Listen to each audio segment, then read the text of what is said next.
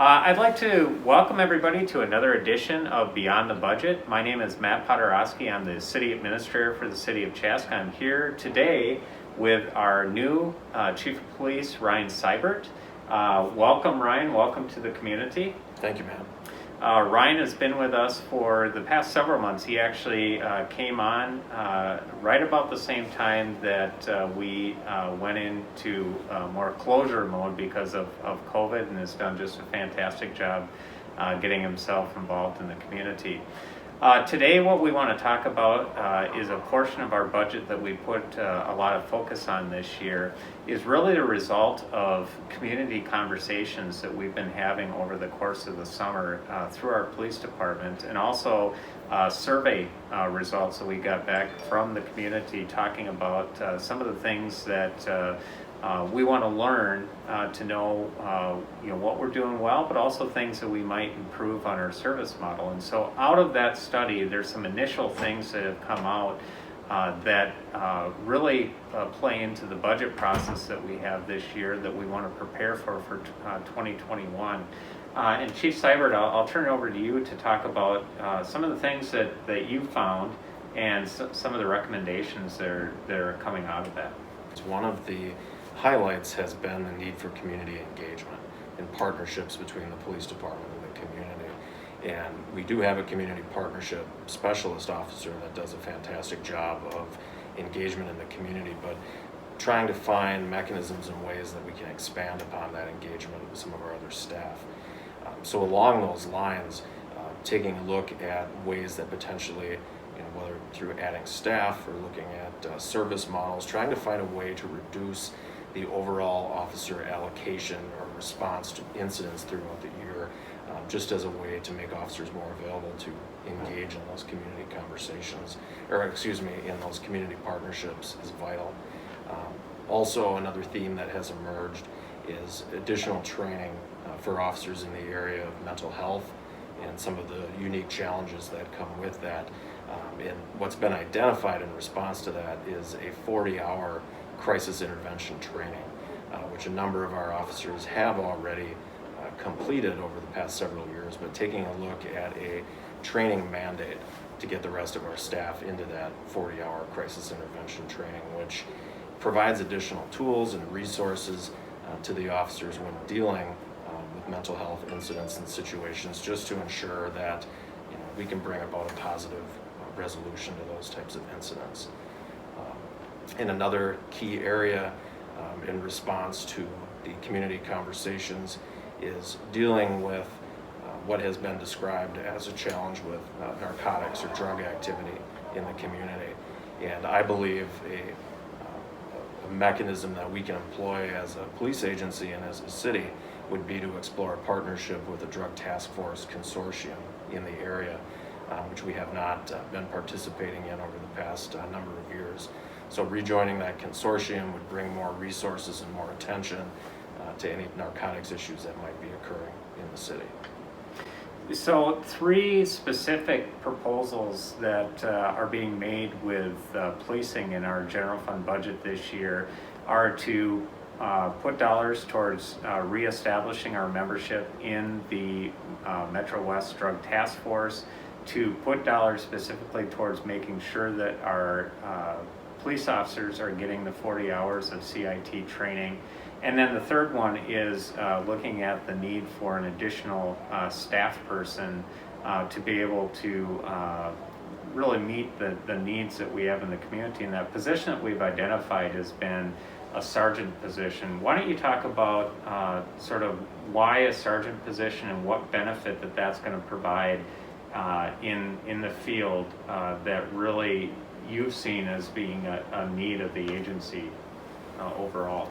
No, and that's a great question, and I do want everyone to know that the proposal for adding a frontline supervisor or patrol sergeant does not minimize the great work that our patrol officers do daily, but patrol supervisor coverage or a patrol sergeant is what I would describe as an industry best practice in public safety.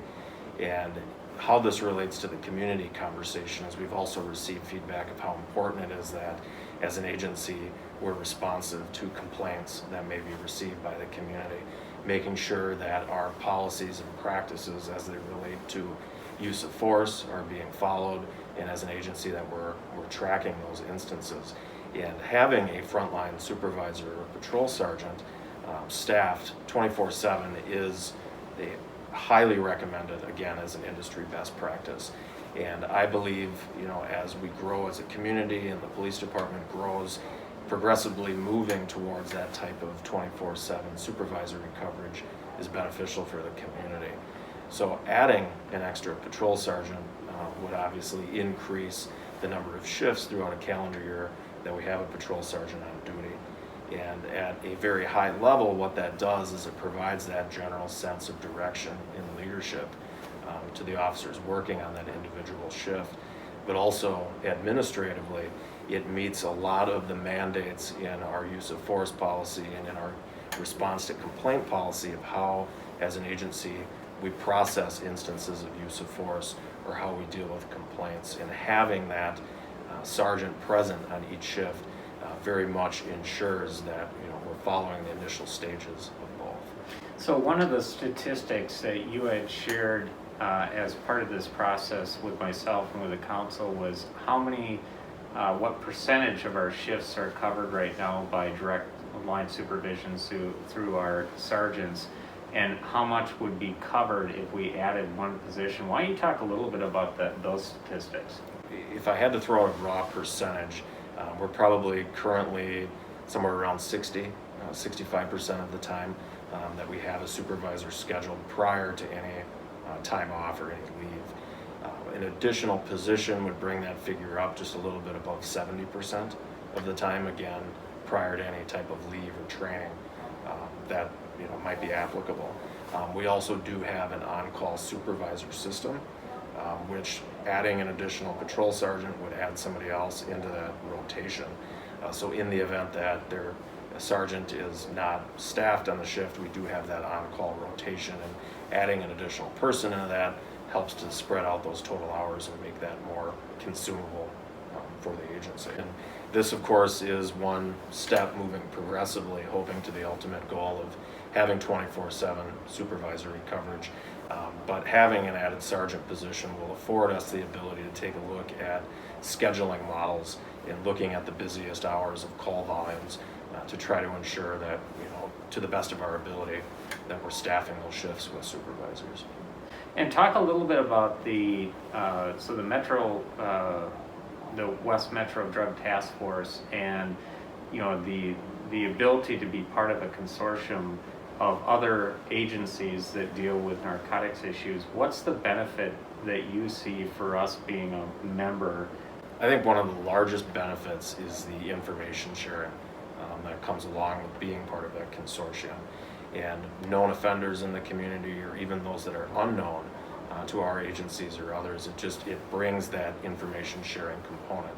And when we do have a narcotics arrest or some narcotics intelligence that is received by our agency, that is then provided to the consortium, which is staffed by investigators from other agencies. So the way that it works is any follow-up that might be initiated in terms of an investigation, if there's a search warrant or some other type of law enforcement process, that consortium is staffed by other agencies as well, and it brings more resources that would directly benefit our agency and community. Okay. Well, one of the things that we had completed as a city 2 years ago was we call it a Decision Resources Community Survey, and we do that about every 5 years. And one of the things that was very clear in that survey from asking community members is how important public safety is. It's really the baseline expectation that residents in our community have from us as a city. And I think it's great the work that the police department's been doing to really reach out to the community and understand what their desires and needs are, and then look at sort of what are the best practices so that we really can be an agency that really stands out and leads and is viewed as a leader in the industry. So I appreciate Chief Seibert's time on this. I'll remind everybody that we do have information about our full budget process online. So thank you very much.